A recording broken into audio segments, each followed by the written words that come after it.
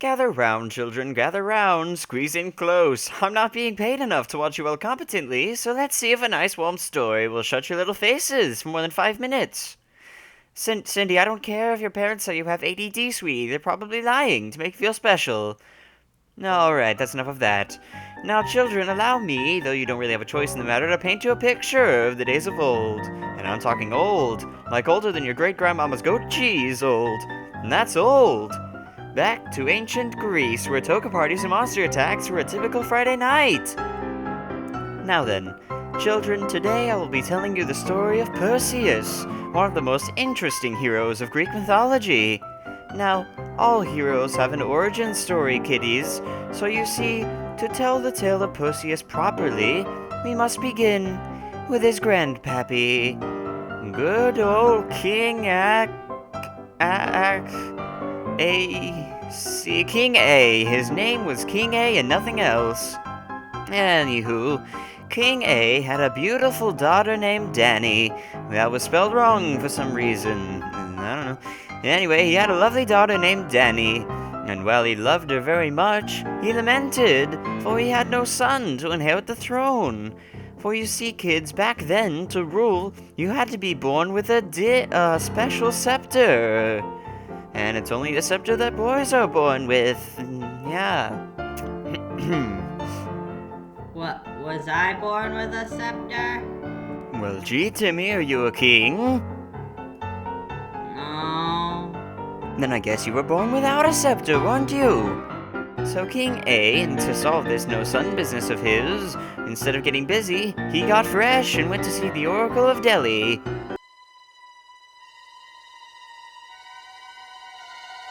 Beware the son of your daughter, for it is at his hands you will meet your inevitable doom! Now would you like a drink with that? Holy poop! Ugh, the glowing eyes in the mouth holes, God, scary. Anyway, King A, realizing that he was good and rightly boned the moment his youthful daughter found something to bone her, locked her away inside of a bronze prison in the middle of his courtyard. Because why wouldn't you do that to your one and only daughter? Now, kids, enter Zeus, the original womanizer and heartbreaker. Back then, Zeus was the Count of Cool, the Avatar of Awesome, the Baron of Bad Da. He was a cool guy. He was a cool guy. So, you see, kids, when such a cool guy sees this pretty little lady in a prison, he thinks freaking sweet, free samples. Let me get a bite of that. And moseys on over in the form of a golden shower. Ew. Anyway, you kids aren't too familiar with what happens next. Zeus hits it and quits it, and King A gets the grandson he never wanted. But seriously, who could have seen this coming? Someone who can see the future, an oracle, predicted it, and they were right. Who'da thunk? Anyway, King A, not wanting to incur the wrath of the gods by killing a newborn child, decides to do the next best thing. Puts them both in a box and tosses them in the ocean. Cause that wouldn't kill a new baby, right? Right. Now then, in the darkness of their little box, Dani prays to the gods, who probably weren't listening anyways. Luckily, they ended up washing ashore on the island of Seriphos. There, the two were taken in by the fisherman Dictys. His brother, Polydictys, was the king of the island. Don't ask me why the fisherman and the king were related, they just are.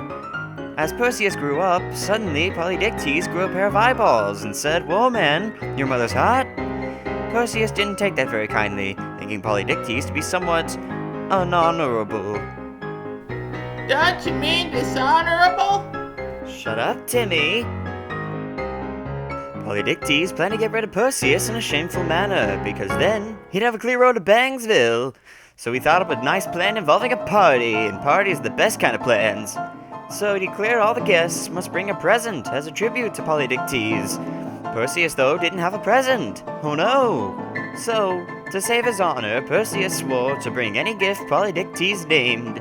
Polydictys, having thought this through, talked Perseus into bringing him the head of Medusa. That's a nice echo, I like it.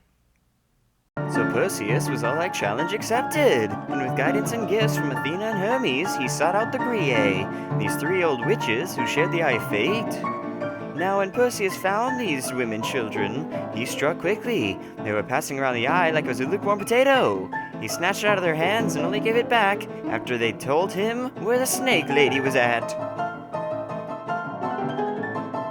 Perseus may have gotten a pretty sweet shield from Athena and some flying sandal things from Hermes, but you know what the best part of it all was, children?